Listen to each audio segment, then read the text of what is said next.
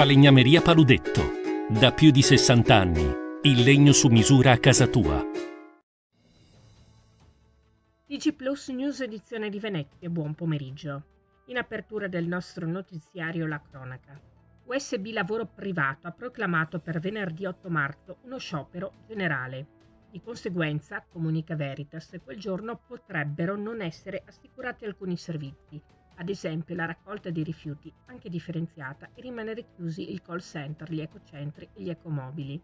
Durante lo sciopero si legge in una nota ufficiale saranno comunque garantite le prestazioni minime stabilite dalla legge che nel caso dell'igiene ambientale riguardano soggetti speciali come ospedali e grandi comunità, non esercizi commerciali, industriali e utenze domestiche.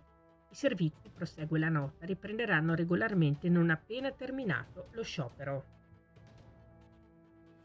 Parliamo di sanità. Oggi ricorre la giornata internazionale contro il papillomavirus.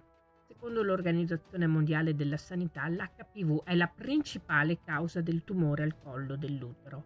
Questa infezione anche in Veneto e in Italia è quella più frequente tra quelle trasmesse per via sessuale in entrambi i sessi. Il Veneto è molto attento sia nel promuovere percorsi di prevenzione sia nell'attuare screening mirati. Per quanto riguarda la vaccinazione sempre e comunque volontaria, a oggi nel Veneto 7 su 10 tra i ragazzi e le ragazze si sono vaccinati. Riguardo allo screening della cervice, nel 2022 nella regione Veneto più di 327.000 donne hanno ricevuto l'invito e tra queste 169.000 hanno aderito, sottolinea l'assessore alla sanità Manuela Lanzarin. Cambiamo argomento.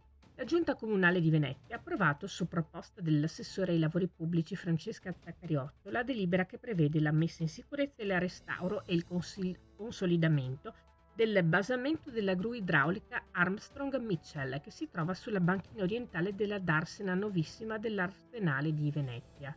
È l'unica rimasta di 9 esemplari costruiti nel mondo tra il 1876 e il 1905, commenta l'assessore Zaccariotto, di cui 5 con portata 160 tonnellate, tutte con tecnologia cilindro idraulico. Il progetto di conservazione della gru si è posto l'obiettivo di garantire l'integrità, l'autenticità e la storicità delle sue componenti per una significativa trasmissibilità futura del suo valore di bene culturale.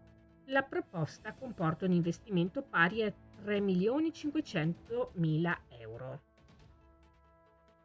E la città metropolitana di Venezia, in collaborazione con San Servolo SRL, propone per il mese di marzo 2024 3 occasioni speciali per visitare il museo di Torcello e scoprire o riscoprire le collezioni del museo e la bellezza della laguna. Venerdì 8 marzo, giornata internazionale della donna, tutte le visitatrici potranno accedere gratuitamente al museo alla scoperta delle presenze femminili che abitano le sale espositive. Domenica 10 marzo sarà la giornata dedicata all'iniziativa Musei in Festa. Torcello si unisce all'iniziativa dei Musei Civici di Venezia offrendo l'ingresso gratuito alle 2 sezioni museali ai residenti nei 44 comuni della città metropolitana di Venezia e a Mogliano Veneto.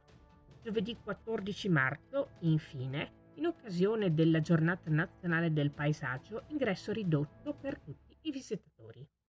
Questa era la nostra ultima notizia. Grazie per essere stati con noi. Arrivederci.